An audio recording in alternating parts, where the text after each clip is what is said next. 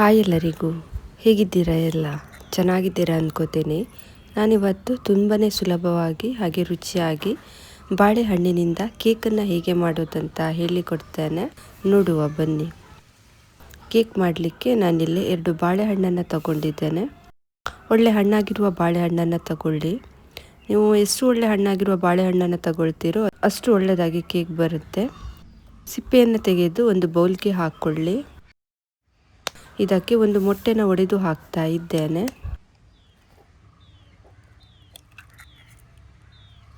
ಚೆನ್ನಾಗಿ ಮ್ಯಾಶ್ ಮಾಡಿಕೊಳ್ಳಿ. ನೀವು ಮಿಕ್ಸಿಯಲ್ಲಿ ಹಾಕಿ ಕೂಡ ಗ್ರೈಂಡ್ ಮಾಡ್ಕೋಬಹುದು.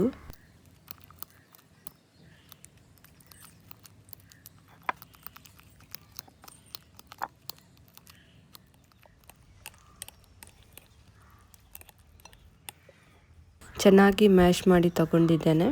ಇದಕ್ಕೆ 3/4 ಕಪ್ನಷ್ಟು ಸಕ್ಕರೆನ ಹಾಕ್ತಾ ಇದ್ದೇನೆ. ಸಕ್ಕರೆನ ಪುಡಿ ಮಾಡಿ ಕೂಡ ಹಾಕೋಬಹುದು. ಹಾಗೆ ಅರ್ಧ ಕಪ್ಪು ಕೋಕೋನಟ್ ಆಯಿಲನ್ನು ಹಾಕ್ತಾ ಇದ್ದೇನೆ. ಯಾವುದೇ ಆಯಿಲ್ ಅಥವಾ ಮೆಲ್ಟೆಡ್ ಬಟರ್, ಗೀ ಯಾವುದನ್ನು ಕೂಡ ಹಾಕೋಬಹುದು.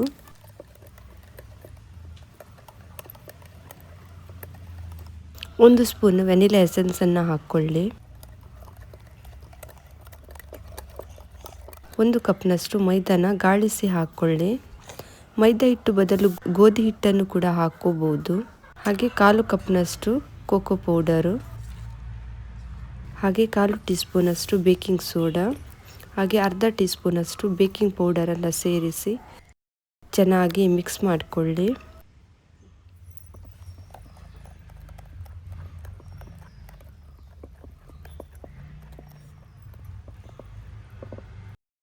ಕಾಲು ಕಪ್ನಷ್ಟು ಹಾಲನ್ನು ಸೇರಿಸ್ತಾ ಇದ್ದೇನೆ. ಒಮ್ಮೆಲೆ ಪೂರ್ತಿ ಹಾಲನ್ನು ಹಾಕೋಬೇಡಿ. ನೋಡಿ, ಸ್ವಲ್ಪನೇ ಹಾಕಿ ಮಿಕ್ಸ್ ಮಾಡಿಕೊಳ್ಳಿ.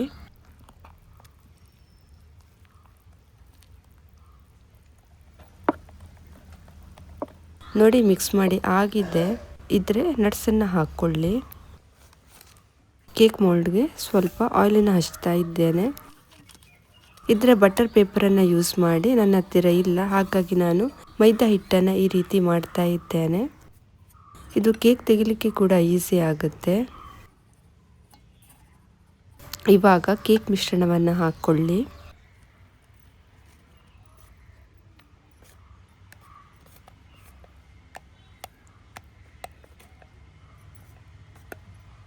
ಒಂದು ಸಲ ಟ್ಯಾಪ್ ಮಾಡಿಕೊಳ್ಳಿ. ಕೇಕ್ ಮೋಲ್ಡನ್ನು ಇಡೋ ಮುಂಚೆ ಪಾತ್ರೆನ 5 ನಿಮಿಷ ಪ್ರೀ ಹೀಟ್ ಮಾಡಿಕೊಳ್ಳಿ. ಇನ್ನು ಇದನ್ನು ನಾನು ಲೋ ಫ್ಲೇಮ್ನಲ್ಲಿ 40 ನಿಮಿಷ ಬೇಯಿಸ್ತಾ ಇದ್ದೇನೆ. ನಾನು ಮಧ್ಯದಲ್ಲಿ ಒಂದು ಸಲ ಓಪನ್ ಮಾಡಿ ಮೇಲೆ ಪಿಸ್ತಾ ಮತ್ತು ಬಾದಾಮನ್ನು ಕಟ್ ಮಾಡಿ ಹಾಕ್ತಾ ಇದ್ದೇನೆ. ಮಧ್ಯದಲ್ಲಿ ಓಪನ್ ಮಾಡಬೇಡಿ, ಬೇಯಲಿಕ್ಕೆ ಟೈಮ್ ಜಾಸ್ತಿ ತಗೊಳ್ಳುತ್ತೆ. 40 ಮಿನಿಟ್ ಆಗಿದೆ. ಇನ್ನು ತಣ್ಣಗಾದ್ಮೇಲೆ ಕಟ್ ಮಾಡಿಕೊಳ್ಳುವ. ನೋಡಿ ಯಾವ ರೀತಿ ಬಂದಿದೆ ಅಂತ. ನೋಡಿ, ಈಸಿಯಾಗಿ ಬಂದುಬಿಡುತ್ತೆ. ಇನ್ನು ಇದನ್ನು ಕಟ್ ಮಾಡಿಕೊಳ್ಳುವ. ಯಾವ ಶೇಪ್ ಬೇಕು ನೋಡಿ ಆ ಶೇಪ್ನಲ್ಲಿ ಕಟ್ ಮಾಡಿಕೊಳ್ಳಿ. ಮಕ್ಕಳಿಗೆ ಈ ಥರ ಎಲ್ಲ ಮಾಡಿಕೊಡಿ, ಖಂಡಿತ ಇಷ್ಟಪಟ್ಟು ತಿಂತಾರೆ. ತುಂಬಾ ಸಾಫ್ಟಾಗಿ ಸ್ಪಾಂಜಿಯಾಗಿ ಬಂದಿದೆ. ಖಂಡಿತ ನೀವು ಸಹ ಈ ರೆಸಿಪಿನ ಟ್ರೈ ಮಾಡ್ತೀರಾ ಅಂದ್ಕೋತೀನಿ. ಇದು ಇವತ್ತಿನ ರೆಸಿಪಿ ನಿಮಗೆ ಇಷ್ಟ ಆಗಿದೆ ಅಂದ್ಕೋತೀನಿ. ಇಷ್ಟ ಆದರೆ ಪ್ಲೀಸ್ ಒಂದು ಲೈಕ್ ಮಾಡಿ, ನಿಮ್ಮ ಫ್ಯಾಮಿಲಿ ಫ್ರೆಂಡ್ಸ್ಗೆಲ್ಲ ಶೇರ್ ಮಾಡಿ, ಹಾಗೆ ಸಬ್ಸ್ಕ್ರೈಬ್ ಮಾಡೋದನ್ನು ಮರಿಬೇಡಿ. ಮತ್ತೆ ಸಿಗ್ತೀನಿ ಒಂದು ಹೊಸ ರೆಸಿಪಿಯೊಂದಿಗೆ. ಅಲ್ಲಿ ತನಕ ಬಾಯ್.